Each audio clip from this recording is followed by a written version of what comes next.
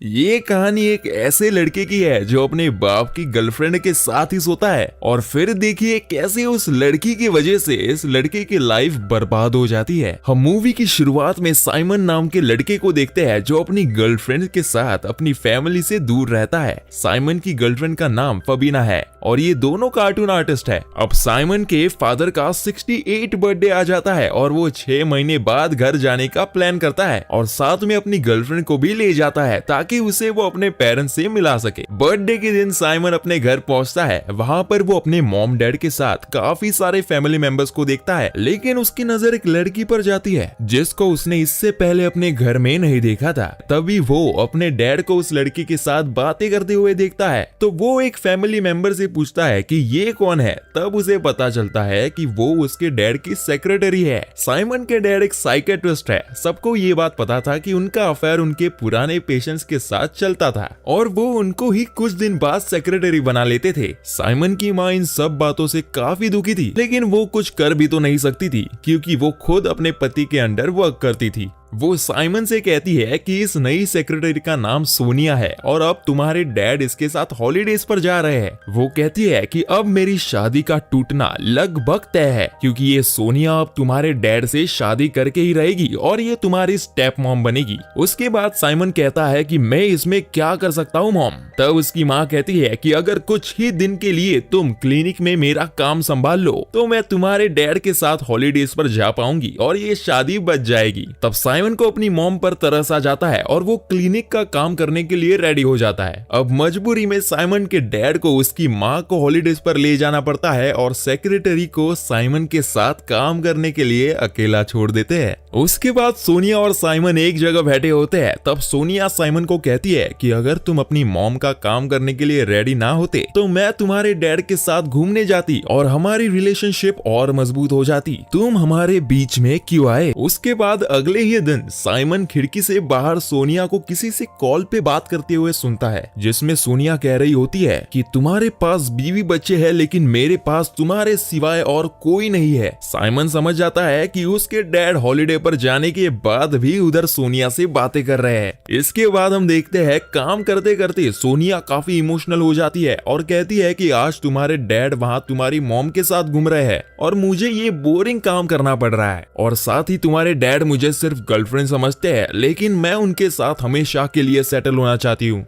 सोनिया कहती है वो हॉलीडे पर जाकर साइमन के डैड के साथ फैमिली प्लानिंग करना चाहती थी, लेकिन साइमन की वजह से उसका पूरा प्लान खराब हो गया था। उसके बाद साइमन को लगता है कि उसके डैड शायद गलत कर रहे हैं। वो फिर सोनिया को टिश्यू पेपर देते हैं, उसे कंसोल करने लगता है, लेकिन सोनिया फिर उसके गले लग जाती है और जोर जोर से रोने लगती है और इसी बीच वो साइमन को किस करने लगती है। कुछ ही सेकंड्स बाद जब दोनों को रियलाइज होता है कि वो क्या कर रहे हैं तब दोनों एक दूसरे से दूर हट जाते हैं।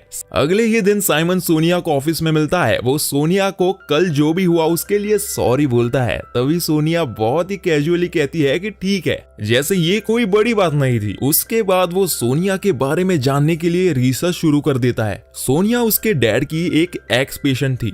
वो उसकी फाइल निकाल के पढ़ने लगता है। तब उसे पता चलता है कि सोनिया सुसाइडल टेंडेंसी की पेशेंट थी और उसके डैड ने उसका ट्रीटमेंट किया था। इसके बाद जब साइमन अपने घर की तरफ जा रहा होता है तो वो देखता है कि उसकी गर्लफ्रेंड भी एक आर्टिस्ट फ्रेंड के साथ बैठकर एक रेस्टोरेंट में लंच कर रही थी।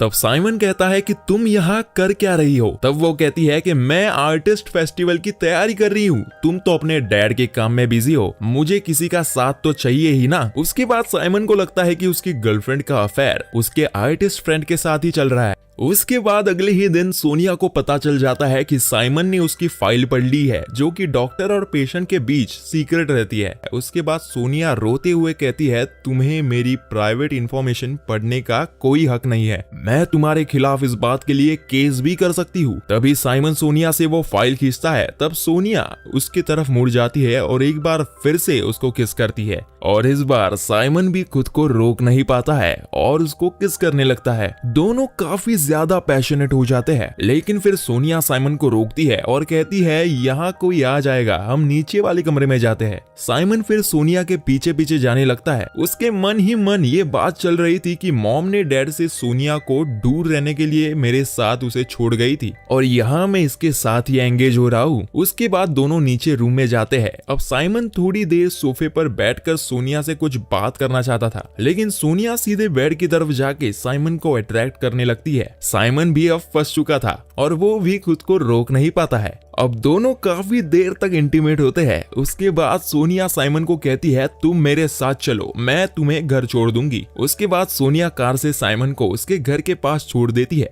और वो साइमन को कहती है कि कभी मेरे घर भी आओ। तब साइमन उसको किस करते हुए कहता है कि मैं जरूर आऊंगा। लेकिन रात में वो अपनी गर्लफ्रेंड के साथ क्लब में जाता है और एंजॉय कर रहा होता है, लेकिन उसने सोनिया के साथ जो किया उसे लेकर उसके मन में गिल्ट रहता ही है। तभी वो अपनी गर्लफ्रेंड फबीना को बताता है कि वो सोनिया के साथ सोया है। ये सुनकर फबीना को शौक लगता है। उसके बाद साइमन को सोनिया का मैसेज आता है कि आज सैटरडे नाइट है, अगर तुम चाहो तो मेरे घर आ सकते हो। तब साइमन सोनिया के घर जाता है और दोनों एक बार फिर एक दूसरे को कंट्रोल नहीं कर पाते और दोनों फिर से इंटीमेट हो जाते हैं। और उस रात साइमन वही सो जाता है। अगले ही दिन जब साइमन उठता है तब सोनिया मार्केट गई होती है, तो वो सोनिया के फ्लैट को अच्छे से देखता है जहां उसके डैड और सोनिया की एक फोटो होती है और वो समझ जाता है कि ये फ्लैट उसके डैड ने ही सोनिया को दिया है। तभी उसके डैड वहां आ जाते हैं और वो साइमन को देखकर थोड़े शॉक हो जाते हैं। तब वो साइमन से कहते हैं तुम यहाँ क्या कर रहे हो। तब साइमन कहता है कि आप यहाँ क्या कर रहे हैं। तब उसके डैड कहते हैं कि ये मेरा ही फ्लैट है। उसके बाद वहाँ सोनिया आती है। वो साइमन के डैड से गुस्सा थी, इसलिए वो उससे बात नहीं करती और फिर सीधे जाकर साइमन को किस करती है उसके डैड को जेलस फील कराने के लिए। तब साइमन के फेस पर एक हल्की सी मुस्कान आ जाती है। इसे देख साइमन के डैड थोड़ा कंफ्यूज हो जाते हैं। उसके बाद साइमन के डैड बोलते हैं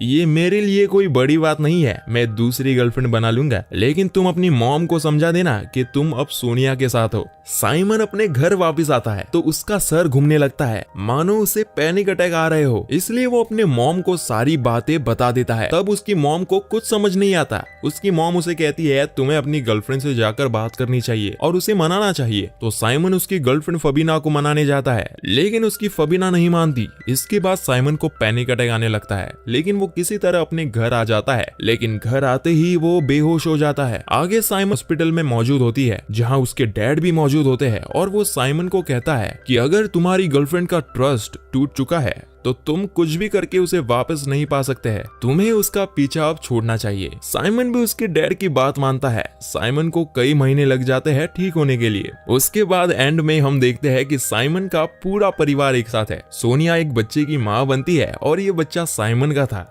लेकिन सबको लगता है ये साइमन के डैड का बच्चा है। अब सोनिया की फैमिली कंप्लीट थी और वो बहुत खुश थी, लेकिन साइमन की तो लाइफ खराब हो रही थी। कुछ दिन पहले वो एक आर्टिस्ट की तरह अपनी गर्लफ्रेंड के साथ सेटल था और अब वो एक बच्चे का बाप था और वो लड़की उसके डैड की गर्लफ्रेंड है। तो देखा आपने कैसे साइमन ने सोने की तलाश में अपने हीरे को गवा दिया।